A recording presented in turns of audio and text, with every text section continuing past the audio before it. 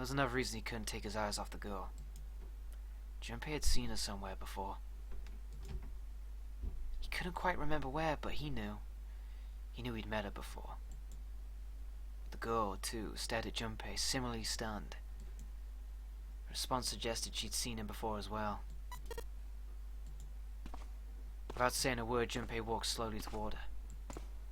She didn't move. It was almost as though she was held in place by some sort of magic spell.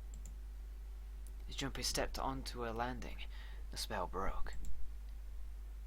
No sooner had he set his foot down than the whole ship shook a second time. The quake caught the girl unprepared and she fell. Moving on instinct, Junpei leapt to catch her. Or so he thought. God damn it! Her face was far closer than it should have been, mere inches from his own.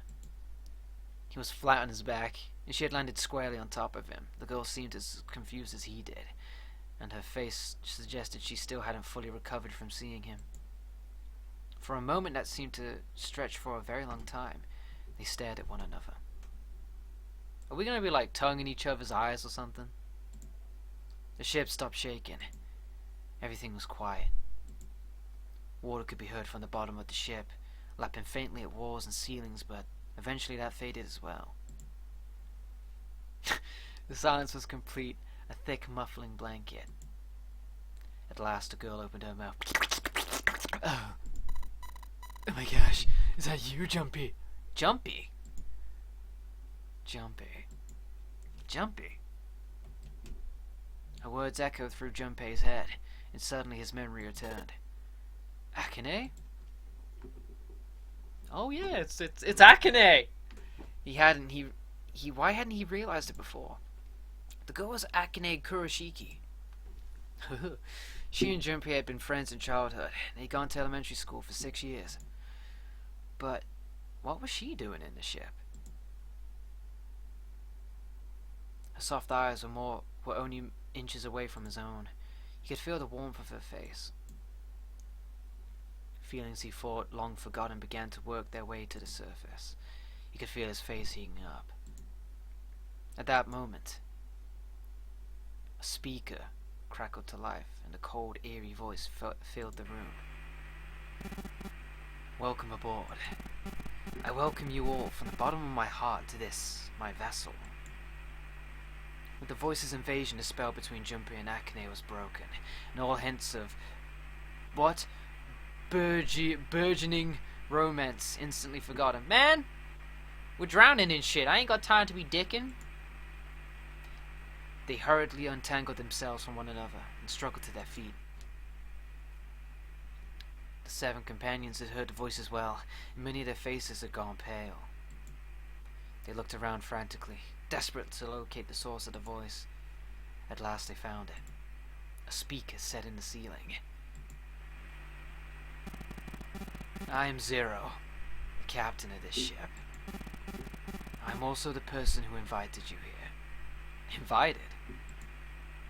The voice was harsh, obscured occasionally by the crackle of static. But Junpei recognized it. How could he have forgotten it? It was the same voice he had heard from the man in the gas mask. Hey asshole! The hell is this? Come on out here. I want to get a look at you. What do you mean to do to us? I mean to have you participate in the game.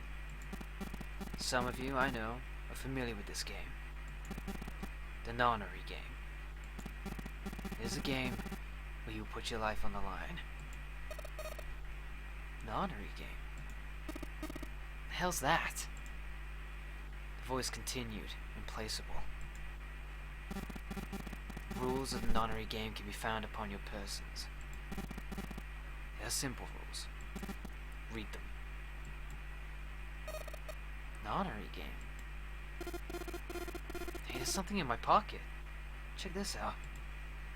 Silver reached into his pocket and pulled out a small slip of paper. The rest of them reached into their own pockets and pulled out similar slips of paper.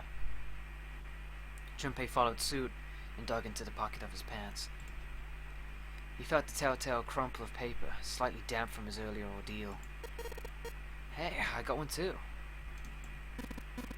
Then it would seem Zero has been fit to grace us each with a letter. Would you mind terribly reading it to us, young man? His request had been delivered to Junpei, who, after a short moment of surprise, did as he was been asked. Okay, on this ship you will find a handful of doors emblazoned with numbers. We will call them the numbered doors.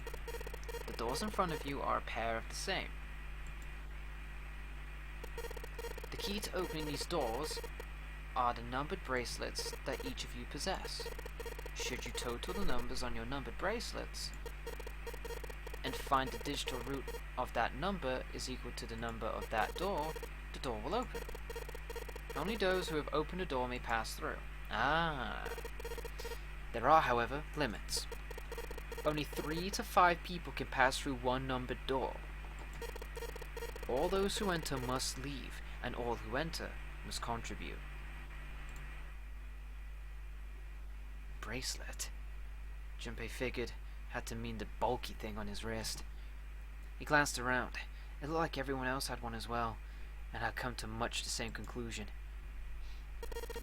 The purpose of the game is simple. Leave the ship alive. It is hidden, but an exit can be found. Seek a way out. Seek a door that carries a 9.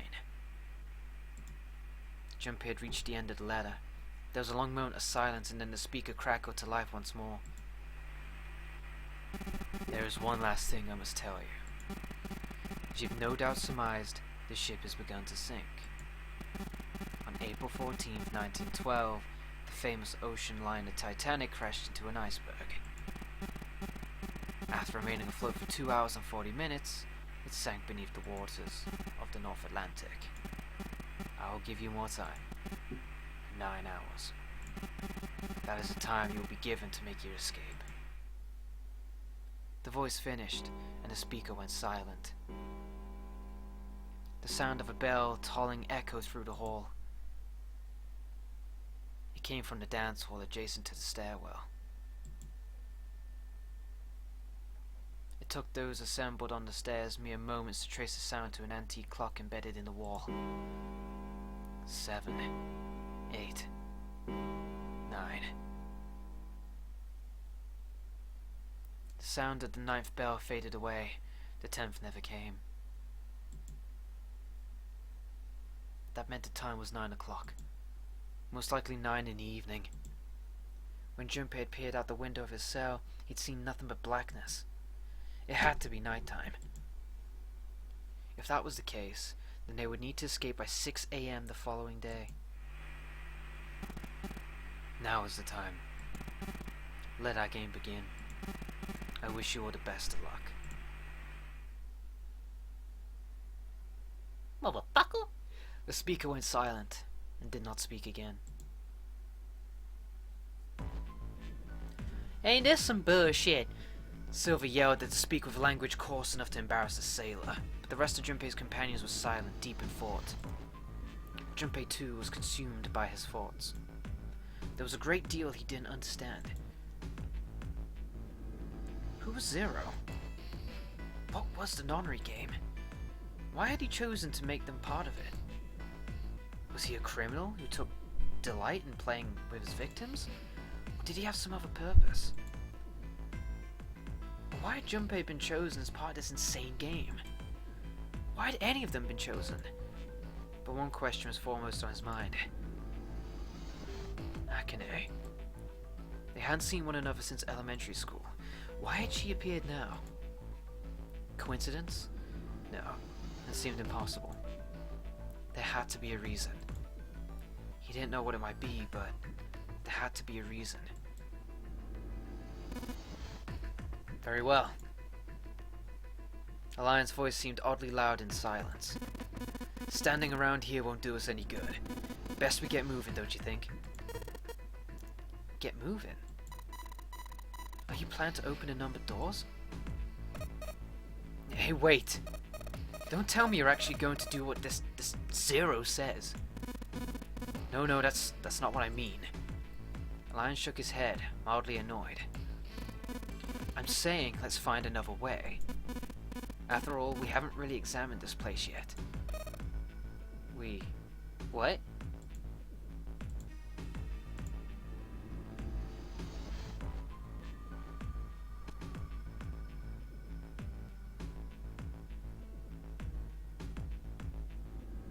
The separate investigations finished.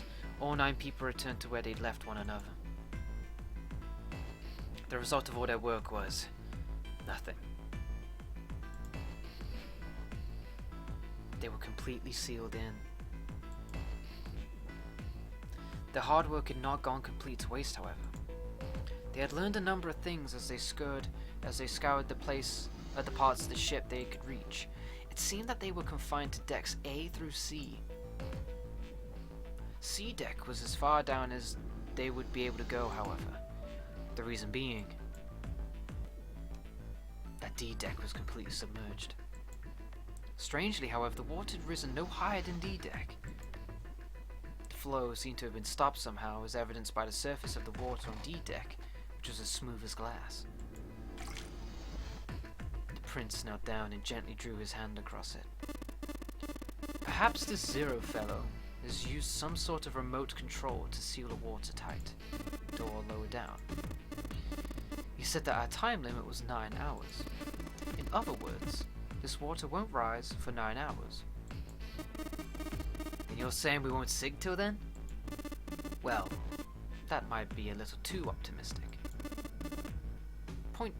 It's no point to wishful thinking. There were 3 metal doors on C deck. A single door stood off to the side with 2 more on the wall facing the central staircase. None of them had numbers or verification devices. They were, however, locked like the other doors. No matter how much they pushed and shoved, the doors refused to move. The mountain and the lion threw themselves against them a few times, but to no avail. The door in the back had a keyhole. Just above it was a strange mark in the shape of a circle surrounding a dot. There were 2 other doors on C deck as well, but it was clear they were elevators, as each had a button next to it with an upside down triangle. They tried pushing the button. No response. Apparently there was no power run to the elevators. To the left elevator doors was a card reader. The card reader had a strange mark on it. It looked like a lowercase h with a dash drawn across the upper stem of the H. Junpei stared at it for a while. This is the symbol of Saturn. It's an astrological symbol. And the mark on the other door. I think that was the sun symbol. They had seen the same symbols on A deck. There was a door on either side of the stairs. The one on the left had a keyhole with a similar symbol engraved on it. This is an Earth symbol. The horizontal line symbolizes the equator and the vertical one represents the prime meridian. Junpei looked up at the ceiling. There was a great circle cut in it, perhaps for a skylight or a glass dome, but it had been filled with a gargantuan metal plate. The metal looked very solid. Anything short of an explosive charge was unlikely to damage it. There were several windows along both sides of the ship, or at least there had been. They too were covered with metal plates. In other words, we're trapped. All the exits go nowhere. Junpei was not happy. The girl with pink hair spoke up. Well, I'm sure they go somewhere, we just can't open them. Then the mountain spoke. You don't know that. For all we know, they just open into walls, or take us in circles. The prince did not agree. No, I'm sure they go somewhere. Otherwise, what point would there be? And we can open them. Well, 2 of them at least.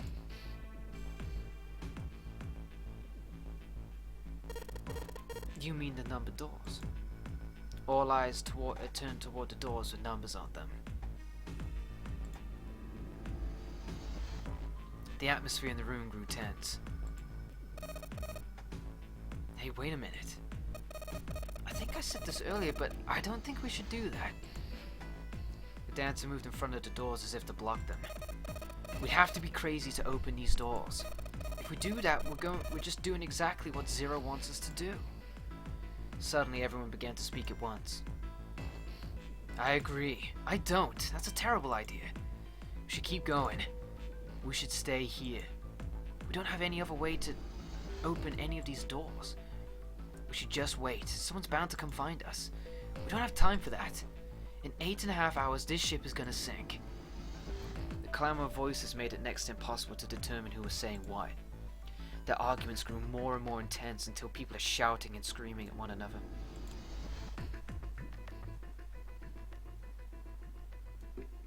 Junpei had remained silent, but at last he could take no more. Hey! Shut up! They fell silent and all eyes turned to Junpei. He felt each stare burning into him, but he refused to flinch.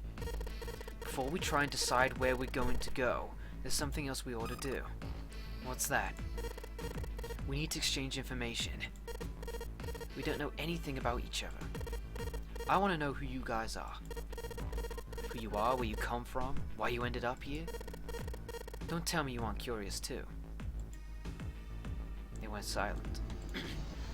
Some of them looked the other way, or bit their lip, or crossed their arms and stared at the ceiling. But one of them spoke up. It was Akane. I agree. I think Jumpy is right. Jumpy? Oh, I'm sorry, I'm talking about him. I just call him Jumpy. His name is Junpei. She pointed towards Junpei. We're childhood friends. We went to the same elementary school. Wait, stop. Don't tell us stuff we didn't ask you about. Zero's probably watching us right now. What are you gonna do if he's listening in? Would that be bad? Hell yeah, it would. We don't know how much that bastard knows about us. Maybe he just picked a bunch of random people to kidnap. If that is the case, then it'd be dangerous for us to let him know too much. If Zero knows who we are, he could go after our families. Maybe tell us we had him to get to us to do stuff, you know? But we still need to know what our names are. It's going to be hard to talk to each other if we don't have names. Alright, then why don't we have code names? To him, apparently, it seemed like the obvious solution. Code names? Yeah, we'll each pick something. Like, I'll be 7. 7? Why are you 7? It seems a fair question. The mountain stuck out his left arm. Because his bracelet number says 7. Oh, I get it. Yeah, it's a good idea. He smirked. Alright, I'm gonna be Santa. Any of you chumps know Japanese? No? Well, San means 3, so I'll be Santa. You know, like Santa Claus. Fits, don't you think? Then your bracelet number. Yeah, it's got a 3 on it. Good job, Grandpa. Just like the mountain had done, Silver thrust out his left hand. Sure enough, the face of his bracelet read 3. Very well then. I'll go next, shall I? My bracelet number is 1. Given that, I think Ace seems appropriate. I'll be Lotus then, as I'm sure you'll know. It has 8 petals. Which means, of course, that my bracelet number is 8. I would appreciate it if you would call me Snake. My bracelet number is 2. Since Ace has chosen cards, then I choose dice. Snake eyes, clearly. Which is particularly relevant, given that I am blind. Blind? Really? He's kept his eyes closed during their entire ordeal, which has suggested something strange, but to hear it said so casually? It was something of a surprise.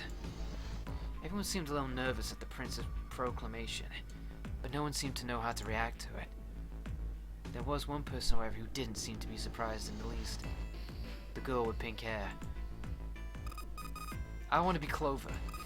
You know, like a 4-leaf clover. Good luck, right?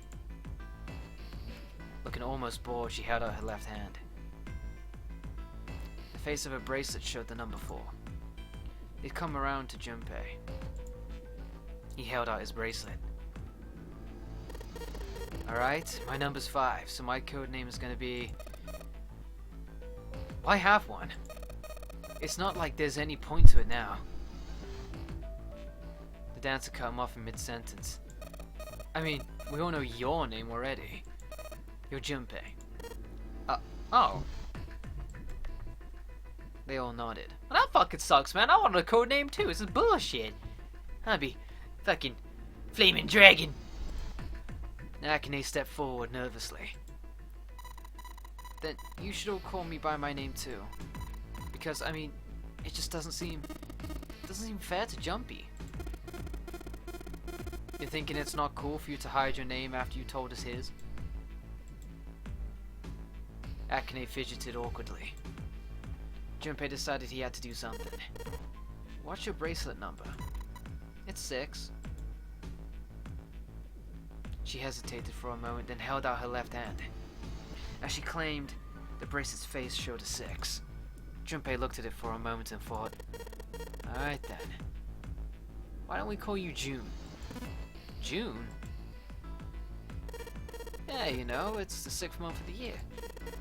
So you're June. Junpei. Akane kneaded her hands and looked up at Junpei uncertain. What's with this woman? He smiled back at her, reassuringly.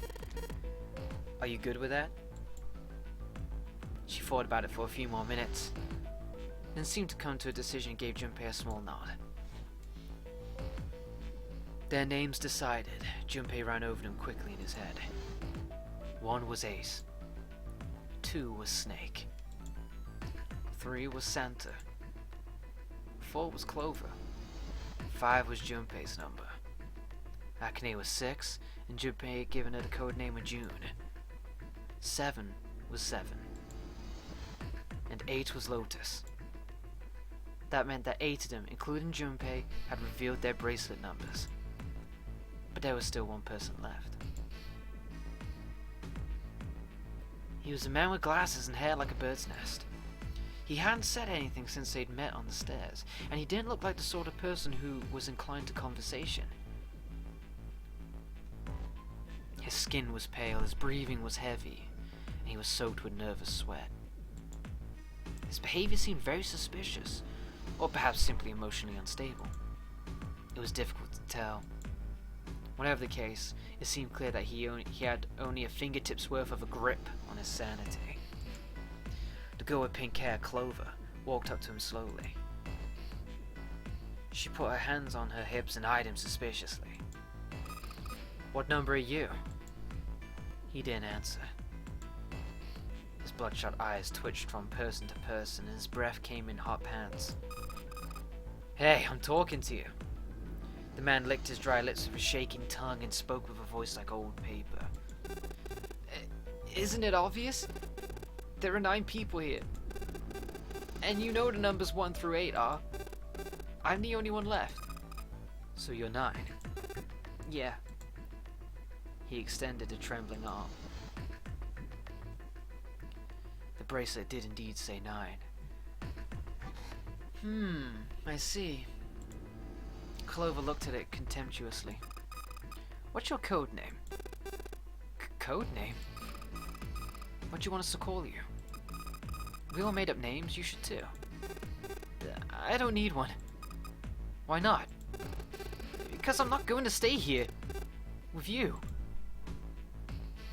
He took a shuddering breath and exhaled. Clover looked at him with something very like disgust. You've got some sort of plan? I do. Yeah, well, what's that? You sure you want to know? Alright. Let me show you. I'm gonna do this. What the fuck? By the time they realized what he was doing, it was too late to stop him. The man's body moved like a snake's. In the blink of an eye, he had slid around behind her and wrapped his arms around her waist. Hey, what the hell do you think you're doing? Silver Santa leapt forward toward Clover and the ninth man.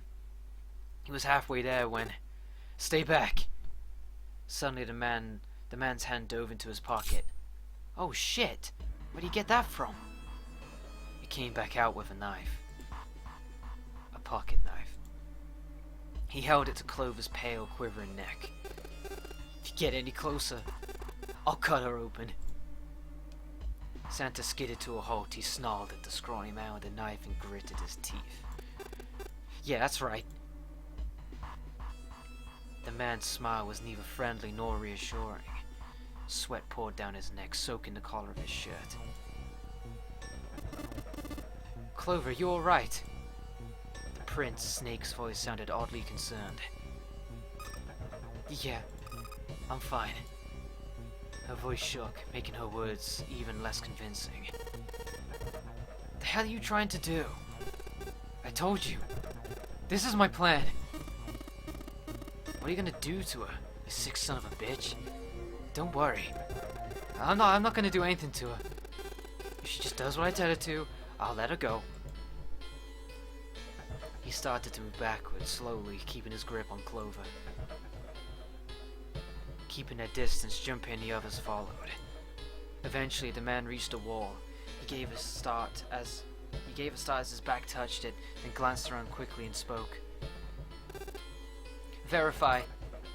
Huh? The left. Look on your left. Do you see the device on the wall? Place your hand on the scanner panel, the round part. And what if I don't? The man's nostrils flared, and he looked like he was about to choke. Are you an idiot? What do you think? I could slit your throat right now. I'll kill you if I have to. All I need is your bracelet. Just do it. Do it now. He pressed the knife against Clover's neck, hard. Slowly she stretched her left hand out toward the device. Her back was to it. She had to feel around for a moment before she found the circular panel. It made a cold electronic noise, and on the display above her hand an asterisk appeared. So that's how it works, Junpei thought to himself. By placing one's palm on what that ninth man had called the scanner panel, the user's bracelet number would be entered into the device. Should you total the numbers on your numbered bracelets, and find the digital root to that number is equal to the number of that door, the door will open. Junpei shifted his eyes to the door itself. The number on it was 5. The ninth man seemed to know a little more about the device's operation than he should. That 0 figure said that some of you would already be familiar with this game. How had he known exactly what to do? Good. Good, you're done. Next. His bloodshot eyes crept from person to person until finally, they stopped on the lion, Ace. You, right? You're the one with the number 1 bracelet, right? Yes, I am. So? Then you're next. Just verify your number like this little brat did. What are you doing? Do it! Don't you care what happens to her? Okay, just calm down. Ace held up his hands, palms out. The ninth man jerked his chin toward the device. Slowly, cautiously, Ace moved toward the device. After what seemed like an agonizing eternity, he reached it. Now verify. Ace nodded and placed his hand on the scanner panel. The device beeped again and a second asterisk appeared. Now the device and Clover had Clover and Ace's numbers. 4 and 1. 4 plus 1 equals 5. That's not how it works, fool. 3 to 5 people have to enter the door, not 2. The same as the number written on the door. But it wouldn't open just yet. Only 3 to 5 people can pass through one numbered door. The door needed at least one more person. Who would that be? Get back! His voice shook, but the knife he held to Clover's throat made his words a command. Ace took 2, then 3 steps back. No, Father! More than that! Go all the way back! Slowly, Ace did what he was told. The ninth man's lips curled into a cruel, twisted smile. That was when Junpei understood his plan. Clover's 4 and Ace's 1. Added to the ninth man's 9. 4 plus 1 plus 9 equals 14. 1 plus 4 equals 5. In other words... Oh god. Thank God you're also cooperative. Now I can get out of this nightmare. He pressed his own hand against the scanner panel. A third asterisk appeared on the screen. He dropped his hand to the lever on the side of the device and pulled.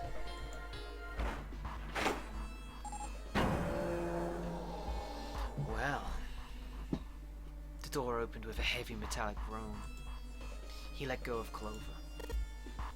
Wait! Junpei leapt toward the ninth man, but he wasn't fast enough. The man shoved Clover and hopped through the door. Okay, have a good one, guys. I'm going off ahead now. Well then, goodbye. He raised his hand and waved, a twisted smirk on his face. Then he was gone. What a deck. The door ground shut.